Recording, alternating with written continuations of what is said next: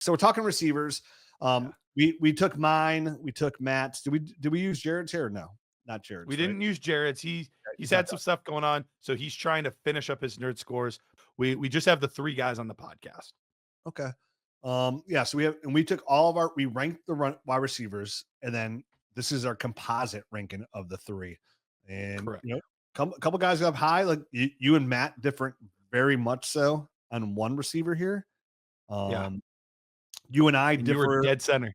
You and I differ pretty differently on one receiver, but I understand why we differ on that one. So, Garrett, you want to read? Can we agree on one thing? We feel like there's like 19 draftable worthy receivers here. Total. Yeah. Yeah. I could see 19 to 20 draftable guys, players that have at least upside that Yeah. you'll be willing to take later on in your drafting. Like, at least I see a ceiling. I don't know if it'll pan out. Yeah. I think the top end outside of Travis Hunter is a little underwhelming compared to other years. But there's even at 10, 11, 12, there's still some like interesting names Yeah, for that sure. are going to be like really nice late second, early third round type picks. Yeah, I think what I'm looking here is that like there's a lot of I think up to about 12, 13 essentially, right around there, 13, 14 guys. Obviously, the lower we go down the list, this changes and it widens that range. But guys that we don't expect to probably be wide receiver 2s, wide receiver 3s, but nothing would shock me if they turned into wide receiver 1s. You know what I mean? Like the upside's there for a lot of these guys, but like realistically, because here's the thing, I talk about this on the show all the time too. Like you're like, oh, he's gonna be a wide receiver 1. Like, okay, who are you taking out? Like, what wide? Right. Definitely after we had such a strong class last year, like that entered that fray of already the older guys are the Jamar Chases and the Justin Jeffersons and the Amon-Ra St. Browns and CeeDee Lamb. Who else am I missing from the elite category? Um, Oh, did the you say older guys. Malik Neighbors? Who? Did you say Malik? Malik Neighbors? Did Oh, you say he's a him? rookie last year, so I don't want to count him. Yeah, Oh, you don't want to count him. Oh, okay. guys that are like been the years for a couple, like the guys that are going to be wide receiver 1s that are like say 25 or older. Again, Justin Jefferson, Jamar Chase, CeeDee Lamb, Amon-Ra St. Brown. There's a decent Man, chance, like who Garrett could Wilson's a fringe, Mike Evans is a fringe, Chris Godwin's a fringe, okay, so I mean, I'm talking about like dynasty asset wise, but you're right. I mean, Devontae Adams is going to probably be a wide receiver 1. But Devontae Adams will probably throw Puka Nacua in that list, right? That's 5. Puka. That Yep. is that is almost those just those 5 guys without the old guys like you mentioned, Tyreek Hill, Devontae Adams, Chris Godwin, Mike Edwins. Those 5 alone is 50% almost of all your wide receiver 1s, and that's not even throwing in Malik Neighbors, Marvin Harrison, Brian Thomas Jr., Lad McConkey, right? That brings you to 9, which will only give you room left for Garrett. 3 more guys to be wide receiver 1s. And if you throw Chris Godwin and Devontae Adams in there, that leaves you 1, right? So it's like you always have to keep that in the back of your mind. Like, oh, when people say wide receiver 1, we're really looking on a points per game basis here is what we're really looking at players and like who can join that role. So like what receiver here do you think can be that last guy essentially? To me, it's Travis Hunter and that's it. Yeah. Yeah. I think at this point, especially early on in his career, that's the only one that I really see. There's a couple guys that have upside. Emeka Ibuka, I think, could eventually, like in the JSN, we didn't even mention JSN. He's probably going to be in there. Here you go. We're no vacancy. No vacancy. There's no room. But he's a lot like a JSN where his athletic ability isn't like freakish or anything like that, but he's so solid, so steady that you could see him having an 85, 90 reception season where, he just puts up 1,200 yards, 9 touchdowns, and he's wide receiver 9 on the season.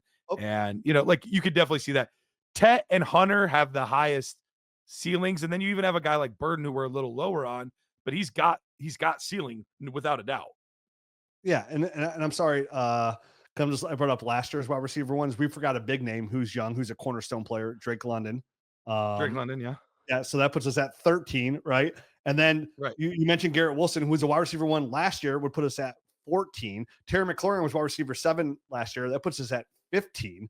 Jerry Jeudy was wide receiver 12. Like obviously, he goes there, he's out. Remember, Devontae Adams was wide receiver 1 last year with on a bad situation. Going to the Rams, he's going to be a wide receiver 1. So, you know what I mean? So again, it goes back to the point of like when you're drafting these guys, like, oh, I'm giving myself a wide receiver 1. Like you're better off. You're probably a better chance getting a running back 1 than a wide receiver 1. Yeah. You're probably a better chance getting a high end tight end than a wide receiver 1. And that's what you got to remember too. I mean, this is all part of the process, right? For these receiver classes, like it's easy to get a wide receiver too. Like you can go trade for Mike Evans. He's older, but if you want a younger guy, you could trade for T. Higgins. You could trade for, shoot, we didn't even mention AJ Brown, who missed games last year. You can trade. We didn't mention Nico Collins. Oh my gosh, there's so many good names. And that's the thing about receiver right now, and that even emphasizes it more with this class. Like, yes, there's some nice players in the wide receiver group, but it is not hard in today's NFL to find wide receivers. It is not for your dynasty fantasy football teams. This is going to be your last chance, more than likely, for a couple years to add some running backs to your team, because this is the class to do it. Because next year, the well is very dry at this point. There'll be 1 or 2 guys that pop, and it'll happen, but there's not going to be, would it surprise you if there were 10 guys from this class that over the next 4 seasons were legitimately fantasy relevant? No, 100% not. And it all comes down to supply and demand, right? Like everybody's got receivers.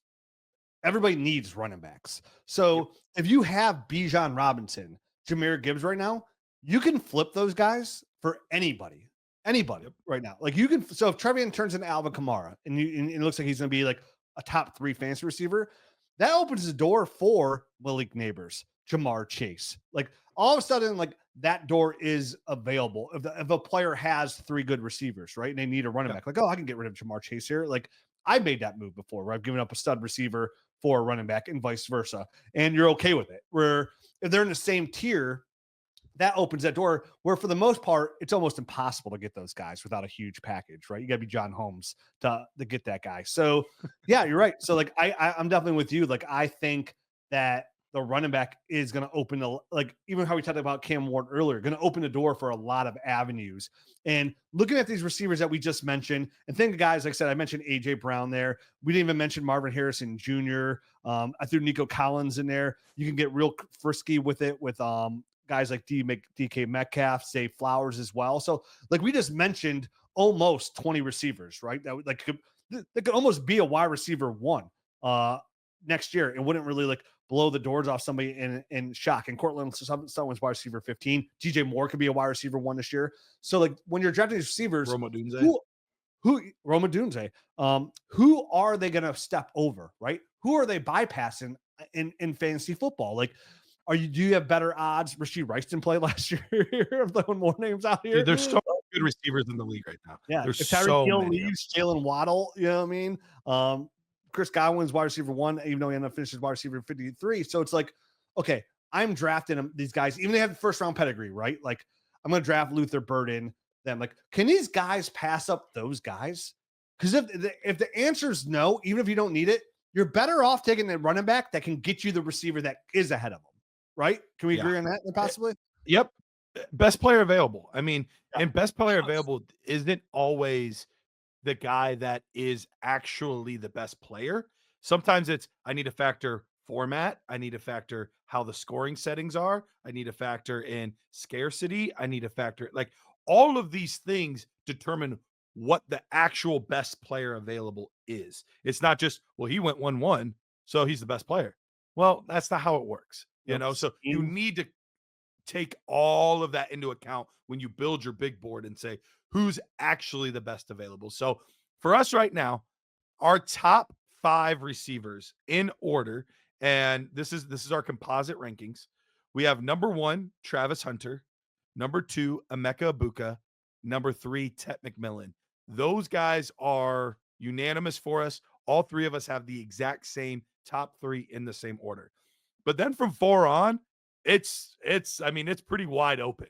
Yeah, well, 4's pretty. I would say 4 is pretty consensus. It's not bad at all. So I have this guy 5, Matt has this guy 5, Rich has this guy 4, and that's Jalen Knoll. We kind of gushed about this player on the podcast, and specifically his game speed. Like that was the thing that was just mind-boggling. This dude just played like his hair was on fire at all times. Yeah, I like his upside. This is somebody that could be a real feisty little player in the NFL that can be somebody that just comes like from a fantasy relevance. It could be kind of like burst on the scene like prime Jaden Reed, right? Like when Jaden Reed's out there like week 1 scoring 17 points. like a Rasheed Rice, like in a right system. Like if he gets the targets, like this could I be think a Jaden Reed's a really good nice. comp, honestly. Yeah. So I like that comp. I like Jalen Noel a lot. I think he's gonna be one of the sneaky players I get a ton of. So he's 5. Who's 6? Or he's 4. He's He's 4. 4. He's 4. Sorry. Then 5 is Jalen Royals. So this is where the rankings get a little bit wonky. And honestly, when you look at the composite score from wide receiver 5 through wide receiver 9, they're all within like 2 ranking spots of each other. So 2 all points. of these guys are very, very close. And that shows you that we kind of view this as a tier. So Yeah. the Read first that guy at tier. the top of the tier is Jalen Royals. We talked about him in the first episode we did. I have him at 4. Matt has him at 6. Rich, you have him the lowest at 9. But I don't think you see him drastically different than the few guys you have ahead of him, right? No, I think you explained that right. Because my top 4, that my top 4, like it. I actually have Jalen Noel at the head of this tier for me personally, because Okay. like I want to see the NFL draft and how it plays out. Because again, like if Matthew Golden goes 12 overall to the Cowboys, like that means something. Sure. You know what I mean? Like It let's see does. It how it absolutely plays does. out. But you're right. I think that the guys how you're going to list them off here, this next tier from Jalen Royals down to Jaden Higgins. Like even though I have Royals at 9, if I bumped them up here, like I wouldn't argue it. Like it's split in here. So they're all within like minuscule points of my grades where Mhm. I can go either way, and the landing spot is really going to solidify that. So you're right. Picks for me 5 through 9, they're all the same guy essentially. Like I have no, Yep.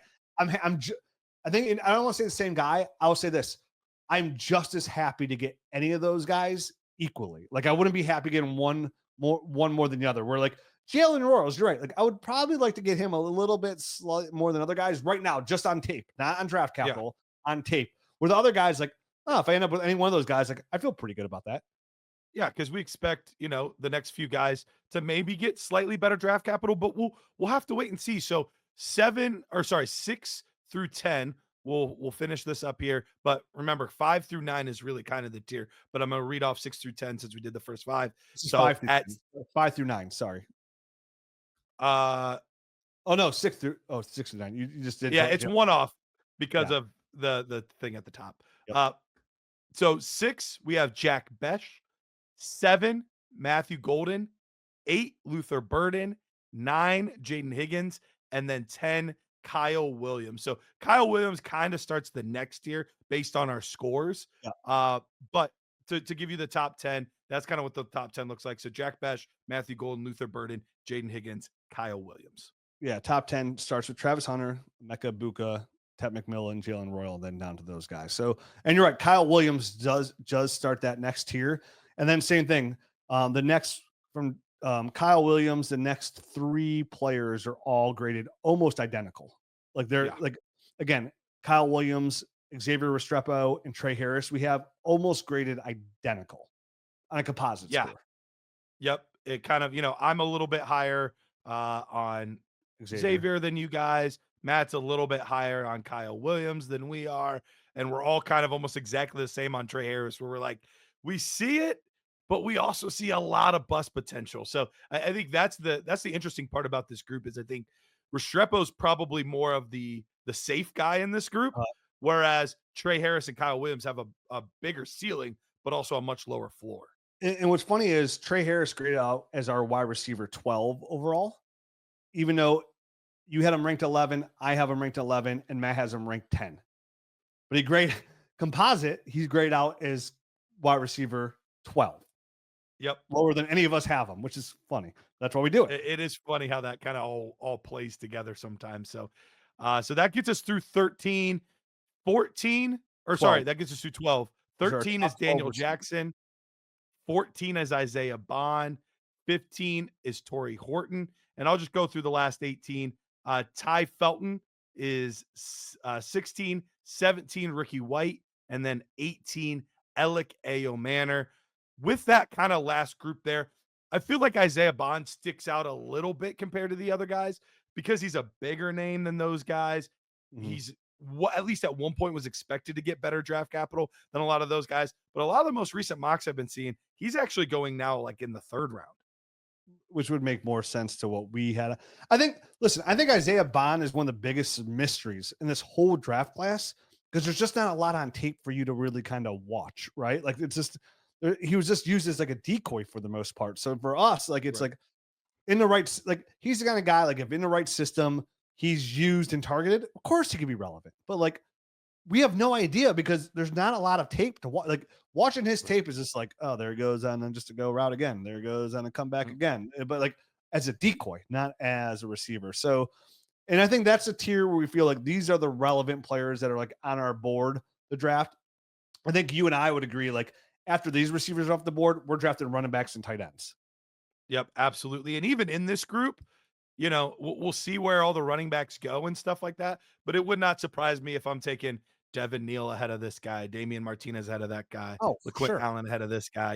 Like a lot of those kind of guys that are running backs 12, 13, 14, 15, in draft capital. Like I think we're going to be hammering those guys a lot more often than these ones.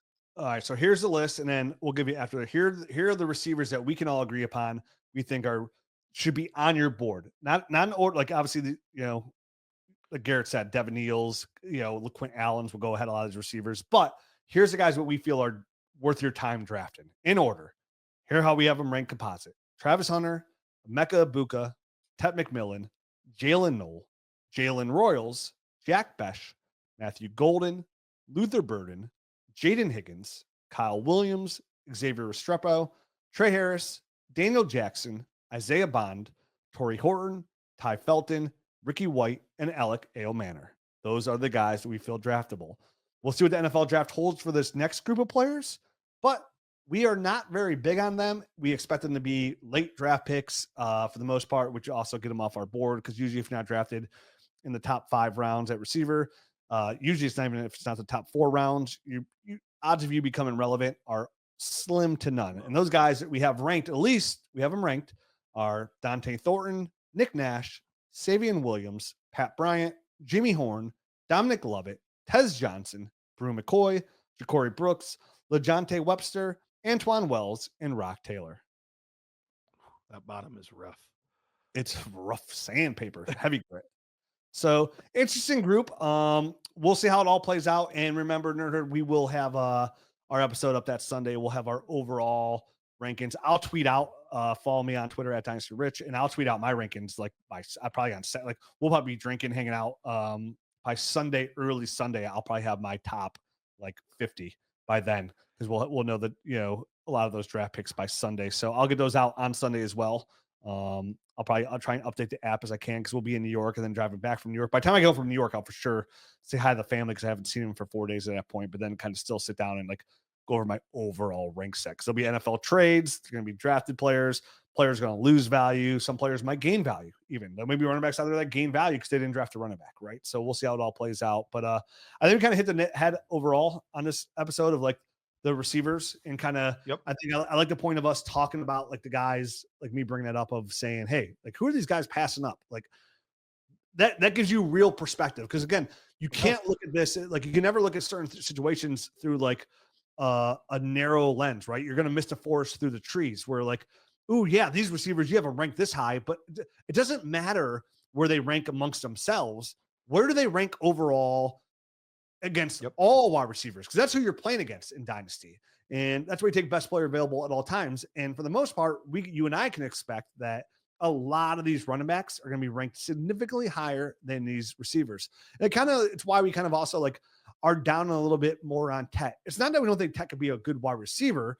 It's just where everybody else is mocking him at like pick 1-5 right there. It's like, no, I'm probably going to take a running back at 1-5. And then I'm going to take Tyler Warren and Colston Loveland. 1-7, 1-8. I feel a little better about Tet. Yeah, but even then, it's like, okay, do you want Tet McMillan, who's just, again, where does Tet align against those other 20 receivers, right? If he's 21, you can get that. Can you get a Colston Loveland? Can you get a Tyler Warren? Those are much, like, go try and trade for Trey McBride, Sam Laporta. Yeah, because if you want wide receiver 21, trade for Devonta Smith, trade for Jalen Waddle. Like, those guys can be had very easily right now. Yeah, very easily. And there's guys that are cheaper, like Calvin Ridley. You can get for almost nothing. Jawan Jennings for almost nothing. Jamison Williams you could trade for. Jordan Addison, wide receiver. Yep. Jordan Addison was wide receiver 21 last year. Jacoby Myers was wide receiver 19. Tyreek Hill's an old veteran get. Cortland Sutton's wide receiver 15. So those guys are always obtainable. And you'll have wide receivers pop up like short-lived Darnell Mooney last year, right? You can go trade for those guys for the most part, like when they're like obscure guys like that, like a Jacoby Myers for like second-round picks, right? You give them a second-round pick to compete now if you're in that window. So just be mindful of, even if you need a receiver, if the best player is that running back, which is most likely going to be, you could probably trade that running back if he hits for a much better receiver than a guy you would have drafted. And more importantly, a proven commodity. So excited. Just imagine how bad of a running back you need to get Jerry Jeudy. Yeah. Right. Wouldn't take much. So, all right, man, this was a fun show. I'm glad you were able to join me, because this turned out the Cam Ward talk, the other receiving group on these guys too. I think this is a really good Nerd Herd show. So I hope everybody enjoyed that one. If you did, leave us a rating and review on iTunes. I know I tweeted it out. We got like 30 people to do it, but I'm still chasing 2,000 reviews. Yeah. What are we at right now? 1872 somewhere. All right, we're creeping up on it. Somewhere around there. So yeah, 100 reviews is a lot to ask and get there, but like I think it'd be a really cool milestone to hit 2,000 reviews on the podcast. So if you haven't left, if you don't have an iPhone, you can't do it, and I can only check Apple reviews. Now, if you took all the out of country reviews and put them in there, like we have a ton of reviews from Germany, Canada, Australia. Like we have a lot, and Spotify and other platforms and stuff like that. Oh yeah, too. If you take all those other platforms, we're probably at like 4,000 reviews, 3,000 reviews in other countries. So, but if you have the time to do that, it really does help our show. Push to the top, lets people know that people are listening and keep us on top. So we appreciate it. I like being number one. It's better than being number two. Speaking of number two, I gotta go poop. All right, we'll be back next week on episodes of the guys we missed on Draft Prospects. Guys we missed.